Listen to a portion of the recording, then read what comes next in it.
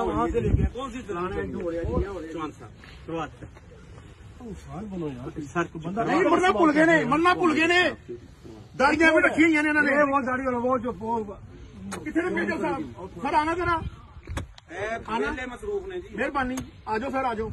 कब्रिस्तान आइयो यार 2 घंटे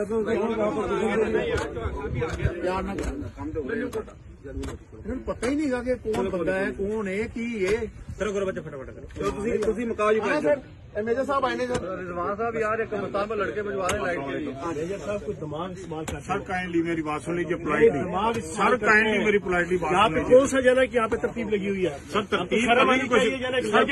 प्लीज सर प्लीज की बात नहीं है सर मैं फिर वो आ रहे नदीम साहब आ रहे सर आप कर लें आप करें आप अपनी मर्जी करें आपने भी अल्लाह को जवाब देना हमने भी अल्लाह आपके पढ़ेगा ना